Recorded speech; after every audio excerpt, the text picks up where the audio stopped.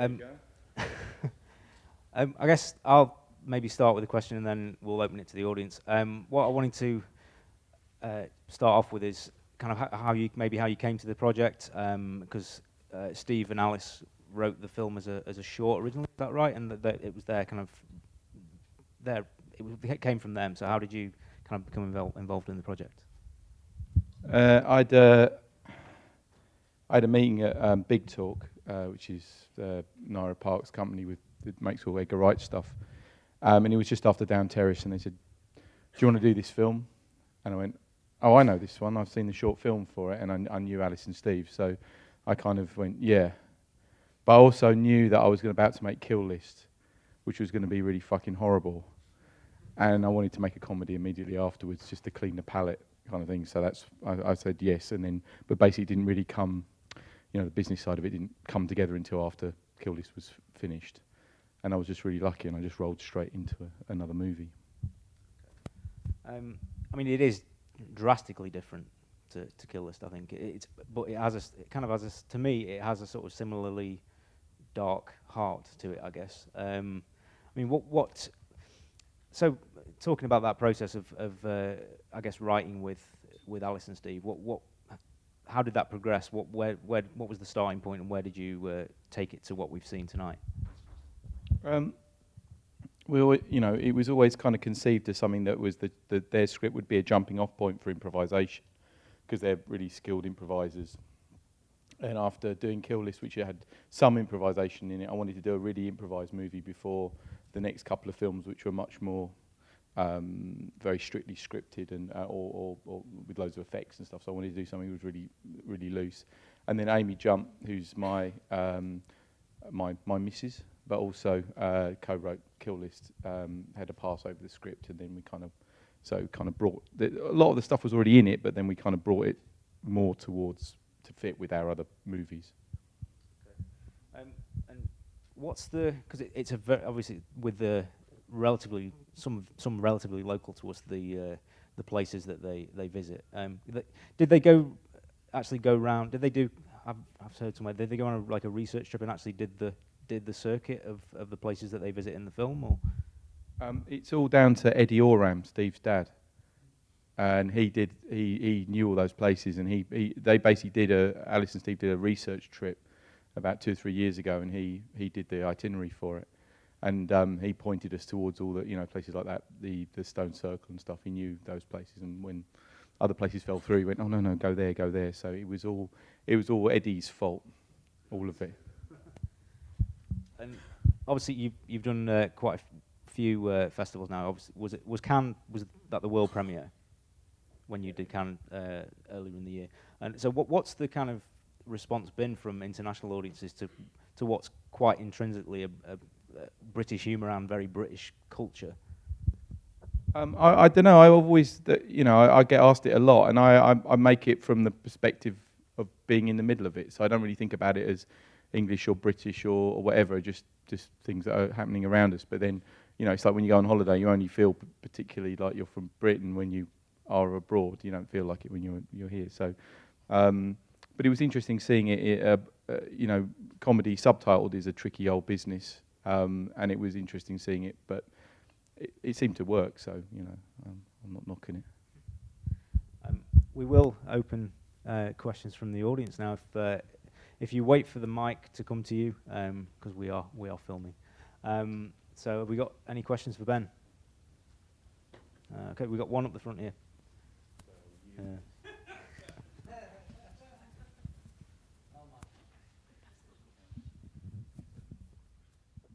Hi Ben. Have you changed since you've become famous? No. You have. What is it about England? Because there's a thread going through all you. I mean, you just finished a film, haven't you? And there's a real sort of strong sense of place there. There's a real strong sense of place in Down Terrace and in Kill List. Is there something you're trying to tell us? What is it? It's what you saw. I know you make films about your environment and what you feel and where you live. I guess I wouldn't. it's too intellectual to kind of say it's a definite thought about things. You can't, everything is kind of. I'm going to sound really airy fairy here. It's kind of like you feel your way, But no, I'm dodging your question, Barry. The stuff is what the films are. What I'm thinking, it's not. But then to explain, it's like when you go to a gallery and you see a picture and then there's a little box by it with a big explanation. That's bad. That you shouldn't read that bit. You should just react to the stuff.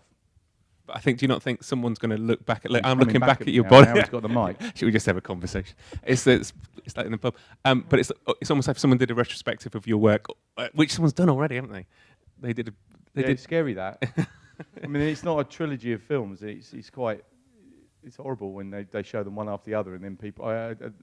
They showed a load of them in Russia, and someone just stood up and goes, "Why do you hate women and naked people?" I'm like, oh, fucking hell. Well, don't draw comparisons between the movies like that. Russian. Another question? Right to the pub. We've got one at the very, very back there. There it is. Is it true that you just had a $15 million budget?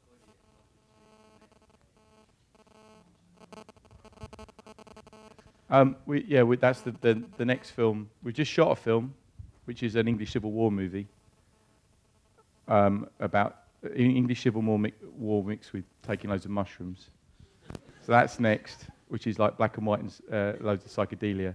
And then after that, we're doing a big action monsters movie, which is like Hill Street Blues meets monsters that come out of the ground with shotguns.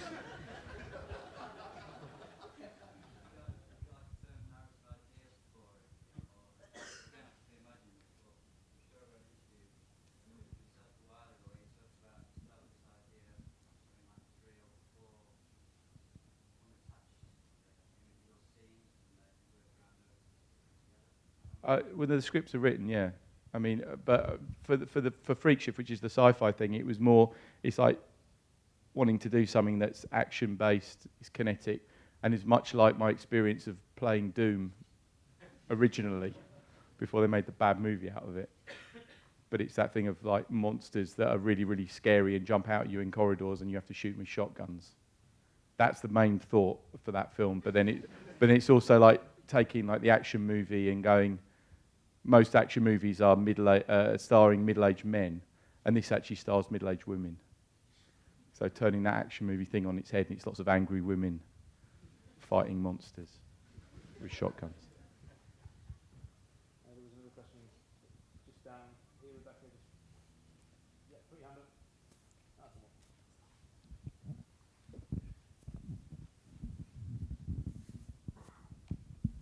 the one. Hiya. Could you ever see yourself going back to TV, or would you see yourself as completely a film director now? Yeah, I mean, I think that there's lots of different ways of working, and if you're lucky enough to get a TV commission, then you make it, But I've been mainly doing films for the last few years, but then they've kind of come one after the other, and we've been mainly concentrating on writing stuff for cinema. So, I wouldn't say we wouldn't do TV. I mean, some of my favourite experiences of watching those long-form American TV stuff, like Deadwood and Sopranos. So if we get involved in something like that, I'll be really happy. But we'll see. Another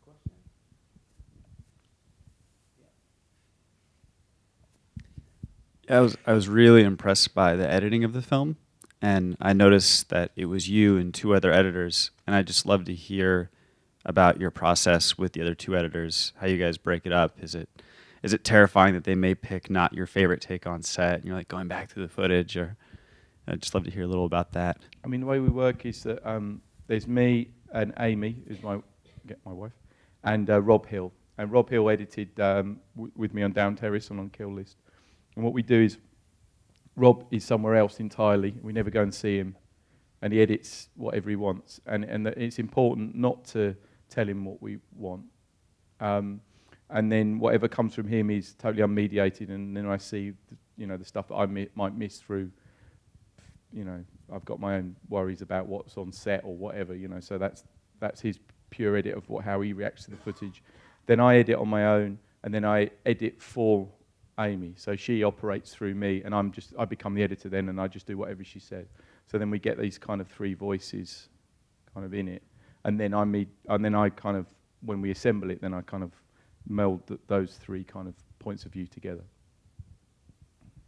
Thank you. No worries.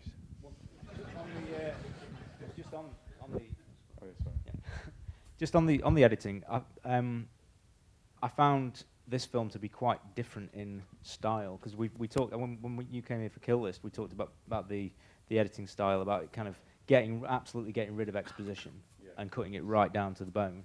This feels slightly different. It feels different in the tone and the style of the editing. Was that a conscious thing, or? I don't know. I guess it's because we've cut 3 films now, so it evolves over time. But I think with Kill List, it was about making people upset, and this was about trying to make people laugh eventually.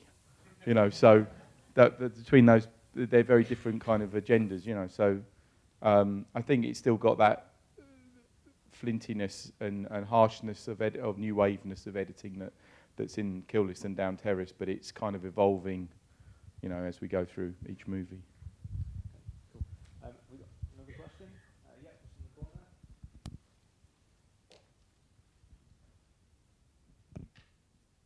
For this corporation. Hello. Who made the crotchless panties? It was a lovely old lady knitted those for us. And she'll do anything you like in the knitting wise. I was going to say, are they available to order online? Yeah, I wear them as a good luck thing for Q&A. So I'm saying they're a thing to behold. I have them in my house framed. Nice. Cheers.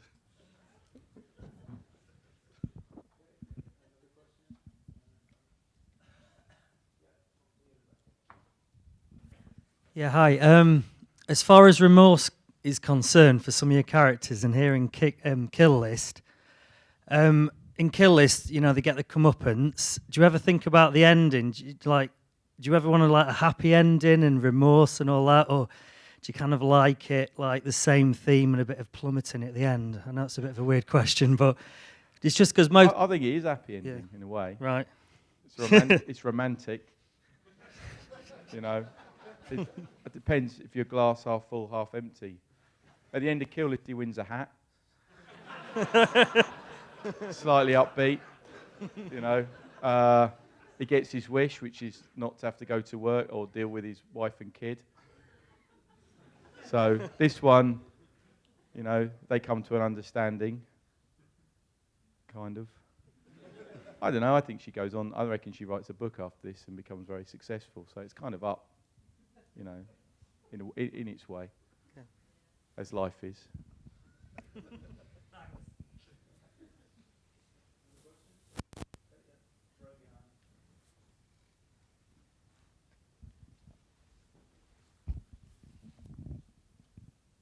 Hello.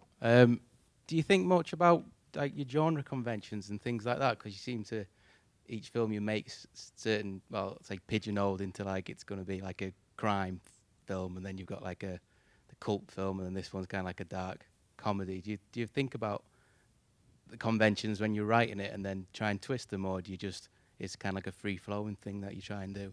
Yeah, we just kind of follow the story, really. I mean, it's not as cleverly put together as that, And I think that was the thing with Kill List, definitely, that there was all this stuff about it's the genre mashing, this and that, and it was just that we followed that story, and that's how it came out. With this one, we were aware of all the other films, like Bonnie and Clyde and California and Badlands and all these movies, or even Nuts in May. But when you come to actually make the films, it's nothing that you can, you just make the film. It's not. You don't sit there kind of going, oh yeah, it's really like that movie. Let's just emulate that. It's more like, fucking hell, it's raining. Let's get through the day and sort this out. So I think that we're aware of those films, but they don't loom heavy. It's not, and it's not the kind of filmmaking I make where I don't really think about like specific shots and go like, let's shout out to that movie. Woo, you know, it doesn't. But it is obviously in the back of your head, and it's in the mulch of the knowledge that you have of watching all these films. It's in there.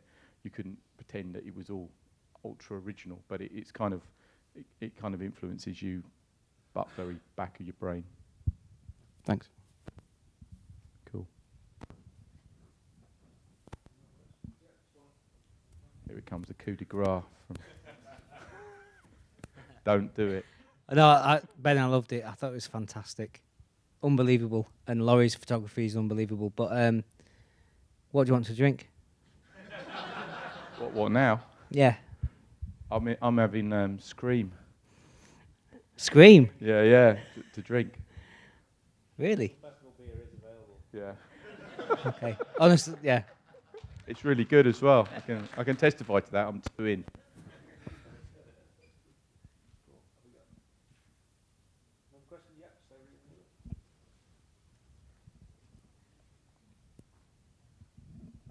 Hi, yeah, I really enjoyed that. How long did it take to film, and what was the budget? It took 16 months, and it cost £100 million. Because honestly, we had to build it all in Pinewood, and it was really, really expensive. The CG was unbelievably expensive. No, it's a month, and like it's about £1 million. I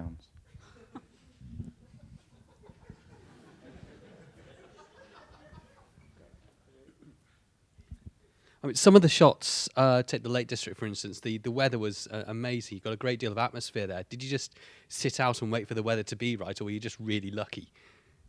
Thing is, you know, filming, it was shot in October or something like that, so it just shits it down with rain the whole time. And we knew going into it that we were going to have to deal with the weather, and it's not like a Hugh Grant movie where they're going to put up a load of silks and light everything, and everything looks like incredibly beautifully lit Postman Pat style. This is what England looks like. I mean, we went into it knowing that it was going to rain all the time, so we just shot in whatever weather we got. And sometimes we were incredibly lucky. So the stuff where Ian is killed up on the crag, it's looking. To be honest, that was one of the most beautiful mornings I'd ever seen in my life. And I sat up there going, "Oh fuck, thank God," because the morning before it was mist and you couldn't see anything, and the day after it was pissing with rain. So sometimes we were lucky like that, and sometimes we just shot in the grey and the pounding rain. But that's what it is, you know. That's what life is like in England. You know, you go out there and it rains, and that's it. So we were happy for that, and we embraced it. Probably got time for one more.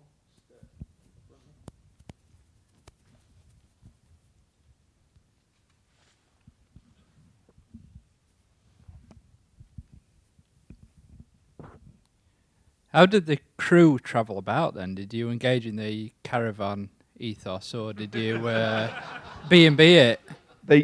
There was a beautiful dream that we were all going to travel around in a convoy of caravans, or we were going to stay. But then we found out that there's a whole load of politics about caravanning and the statics and what, you know, and touring caravans, and it's like it's a hot subject. It is, you know. It's like you can't stay in. You think when you tour around, you go, oh, there's loads of caravans and they're all empty, but they're statics. They're owned by people. You can't go in them. If you go anywhere near them, trouble. So and to hire a load of caravans became incredibly expensive. So, you know, we stayed in hotels, much to our shame. I suppose there would be camping, but you know that's frowned upon as well from the caravanning community to a degree. You can't make a film about caravanning if you can. Yeah, that would be just wrong. Yeah, they come down and it's like a ton of bricks. Cool. Well, cheers, man. Thank you. Well, yeah, I just want to say thank you again to Ben and to everyone and to Studio Canal who let us have the film. It's been a fantastic way to open the festival. I love the film and I wish all the success when it opens on November 30th. Thanks for watching. Yes, thank you very much.